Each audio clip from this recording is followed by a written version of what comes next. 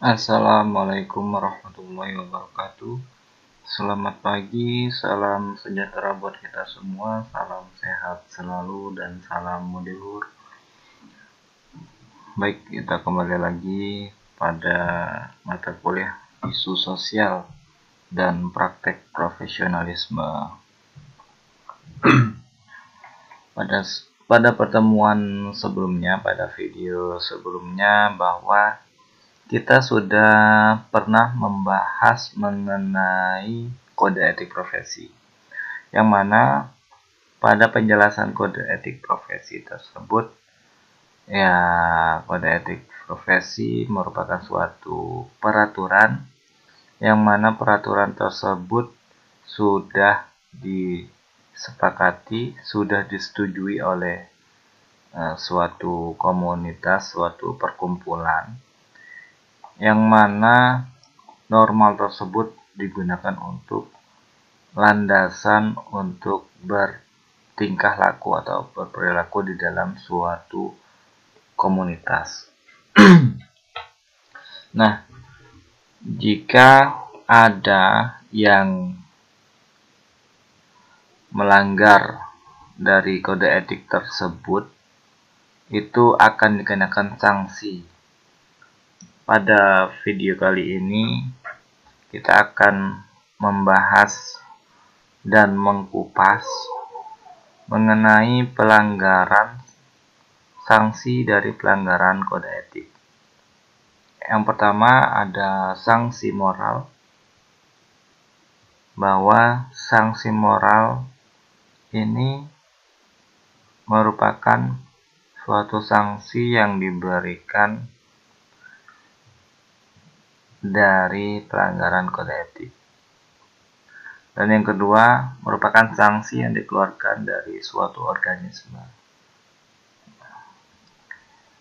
Jadi kasus-kasus pelanggaran kode etik ini akan ditindak dan dinilai oleh suatu dewan kehormatan atau komisi yang dibentuk khusus untuk itu.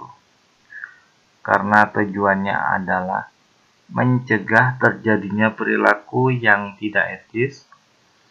Seringkali kode etik juga berisikan ketentuan-ketentuan profesional, seperti kewajiban melapor jika ketahuan teman sejawat melanggar kode etik. Ketentuan itu merupakan akibat logis dari self-regulation yang terwujud dalam kode etik. Seperti kode itu berasal dari niat profesi mengatur dirinya, demikian juga diharapkan kesediaan profesi untuk menjalankan kontrol terhadap pelanggar. Namun demikian, dalam praktek sehari-hari, kontrol ini tidak berjalan dengan mulus karena rasa solidaritas tertanam kuat dalam anggota-anggota profesi. Seorang profesional mudah merasa segan melaporkan teman sejawat yang melakukan pelanggaran. Tetapi dengan perilaku semacam itu, solidaritas antar kolega ditempatkan di atas kode etik profesi. Dan dengan demikian, maka kode etik profesi itu tidak tercapai, karena tujuan yang sebenarnya adalah menempatkan etika profesi di atas pertimbangan-pertimbangan lain.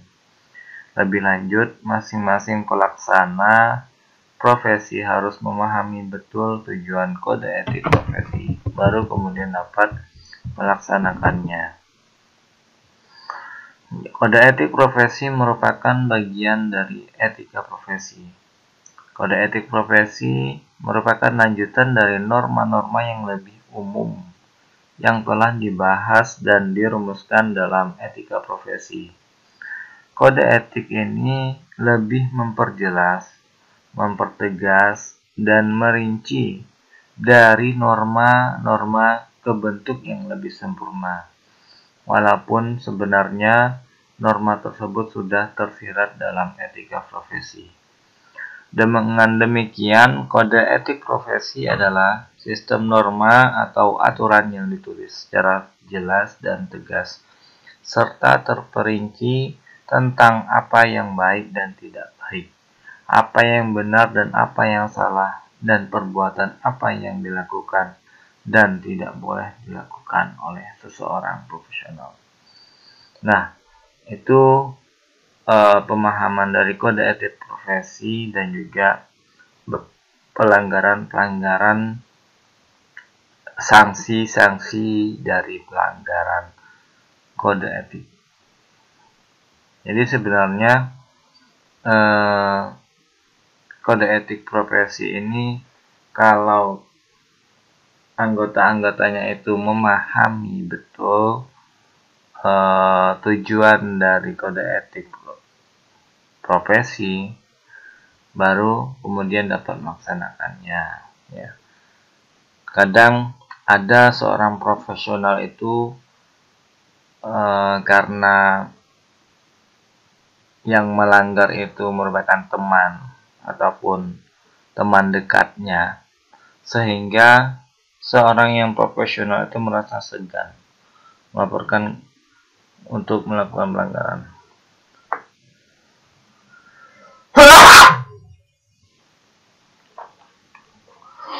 Jadi, sanksi pelanggaran kode etik itu ada dua, yaitu sanksi moral dan juga sanksi yang dikeluarkan dari organisasi. Ya seperti ini. Misalnya ada suatu pelaksana kode etik itu yang melanggar ya. Yang pertama, untuk yang sanksi moral, biasanya teman-teman kita itu akan menghindar dari kita yang pelaku pelanggar dari kode etik. Jadi ada gap ataupun ada cemoohan ataupun secara spontan. Secara spontan kita tidak sadar bahwa orang yang pelanggar itu secara tidak langsung ada jarak antara pelanggar dengan temannya. Ya, takutnya temannya itu mungkin akan terbawa arus dari pelanggar tersebut, akan ikut-ikutan ataupun akan dikenakan sanksi juga. Nah, itu yang mungkin yang merupakan sanksi moral bagi pelanggar kode etik. Misalnya kita di suatu masyarakat yang harusnya itu kita bisa hidup aman, tentram, dan damai. Nah, mungkin ada suatu teman kita atau tetangga kita yang mungkin ya, entah itu mencuri ataupun berkelahi ataupun membunuh orang. Nah, di suatu masyarakat tersebut, nah sanksi moral itu mungkin tetangga-tetangga kita itu akan takut dengan orang tersebut, terus akan istilahnya untuk hubungan dari kekeluargaan kita sudah mulai redam. Terus terjadilah cemoohan-cemoohan, jadi bahan gunjingan, bahan-bahan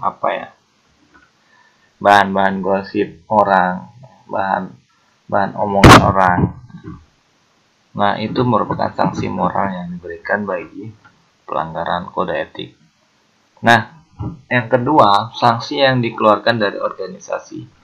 Misalnya ada orang yang maling ataupun membunuh. Nah, sanksi yang kedua ini yang berhak mengeluarkan adalah suatu organisasi ataupun pihak terkait. Misalnya di suatu masyarakat ya RT yang memberikan sanksi. Mungkin RT-nya ngelapor ke polisi. Nah, polisinya langsung memberikan sanksi ya berupa misalnya penjara ataupun apa gitu kan. Ataupun yang lainnya ya. Seperti itu. Pelanggaran-pelanggaran apa yang misalnya di suatu perusahaan ya, kita sebagai pekerja di situ harusnya kita di sini harus menjaga nama baik suatu organisasi tersebut, menjaga nama baik suatu perusahaan tersebut. Ya, ya salah satunya kita harus jangan sampai apa ya? Kita harus menjaga data-data ataupun ya nama baik suatu perusahaan. Otomatis di suatu perusahaan itu mempunyai data-data pentingnya yang tidak harus dipublikasikan. Nah, mungkin ada suatu karyawan yang melanggar, mungkin ada yang ngambil file tersebut terus istilahnya memberikan adu domba ataupun mempublikasikan suatu data yang mana data tersebut tidak boleh disebarluaskan oleh secara publik. Nah, itu merupakan suatu ya pelanggaran kode etik ya. Adapun sanksi yang diberikan ya yang pertama ya salah satunya yang paling besar itu adalah sanksi yang nomor 2 ini, sanksi yang dikeluarkan oleh organisasi. Adapun sanksi moral ini ya paling teman-teman sekitar kita yang akan menjauhi kita, seperti itu. Adapun yang lain ya, ya itu salah satu dari sanksi pelanggaran kode etik penjelasannya. Adapun kasus-kasus lainnya ada banyak ya. Silakan kalian nanti cari ataupun diskusi dengan teman yang lainnya ya. Jika ada yang perlu ditanyakan, ya silakan bertanya pada saya. Boleh jawab di WA, boleh juga cantumkan nama kalian di sini setelah kita diskusi di kolom komentar juga boleh. Baik, terima kasih. Mungkin saya rasa penjelasan dari sanksi pelanggaran kode etik cukup sekian. Terima kasih atas perhatiannya. Salam budi luhur. Assalamualaikum warahmatullahi wabarakatuh.